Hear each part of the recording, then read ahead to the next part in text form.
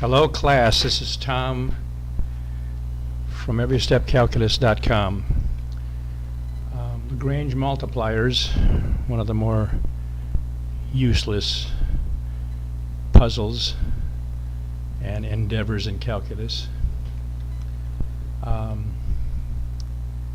notice here we're finding the extreme values of this function here. Notice that these are all supposedly being able to graph. This would be a 3D graphing situation. If you could graph it, you can try it out on your calculator if you want. And we're finding the highest peak in that graphing situation and the lowest. Okay. So anyways, let's do it. Index 8 to get to my menu. And we're going to scroll here down to Lagrange. All my menus are like that. If you're given a problem, you notice how this problem says there's Lagrange there. Push enter. All problems tell you what they're really after, and then you go that to my menu and up comes the program to solve it. This is an XY situation, no Z in there, so we're going to choose number 1 there. It's already highlighted, so I'm just going to press enter, and we're going to enter the function. Now I've already entered these, but I'll show you how to do that. You have to press alpha first, and then you're going to go X to the 3rd power times Y to the 5th power, and press enter. Okay, so there it is. The next one I always give you a chance to change it in case you've made a mistake, but the G, X, and Y is the constraint. And I've already entered that here, so we'll just to save time in the simulator here. And we do the calculations. First we find the partial derivatives of the f of the original function,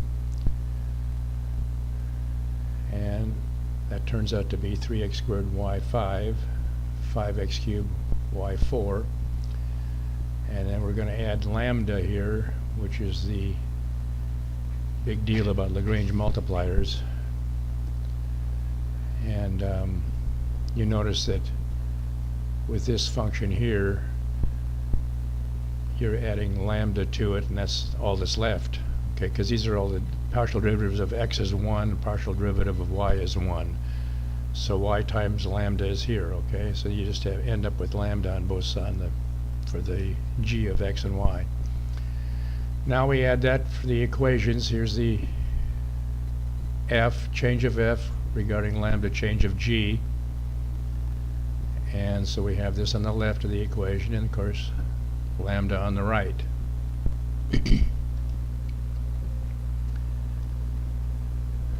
And we're waiting for the program to load. Well, if that's true, then these two are equal to each other, okay? Did you see that? Because lambda was on the right side, and that's equal, so these have to be equal. And we're going to transpose the right side to the left with the minus sign here, like this. We're going to factor out minus x squared. We're going to solve for y, and y is equal to 5x divided by 3. We're going to substitute y into g of x here and solve for x. So we've done that here. Notice I use quotation marks. Well, the calculator does. You're going to use parentheses when you substitute values in for a certain, and this is for the value of y, okay? And then we solve for x equals 3. We sub into equation 3, y equals 5 times x divided by 3, and solve for y. So y equals 5. Now you could do all this by memory, couldn't you? Oh, of course you could. It's fun in calculus to study for hours on this baloney, useless baloney. just Sudoku puzzles, that's all it is for calculus, and then you come up with this and supposedly the extreme. Well, here's the extreme. Might be extreme, might not be. We'll check it in just a second here. So, but this is what, when we substitute x and y into here, 84,375 is the answer. And to find out if 3 and 5 is at a maximum or minimum, you have to add 1 to the 3 or subtract 1 from the 5. And plug it into the f, the regular function, and see if it's lower or higher. Well, here's at 3 f at 3 at 5 is 84. Here's f at 4 and 4 is equal to 65. So therefore 3 at 5 is a maximum. Okay?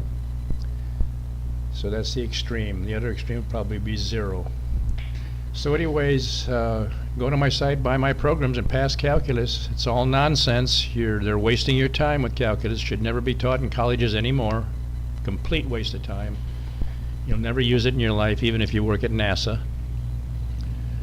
Or if you work in physics or whatever. Electronics. Never use it. It's not possible for calculus to solve anything useful because it all deals with functions. And functions are smooth curves that can be graphed, okay?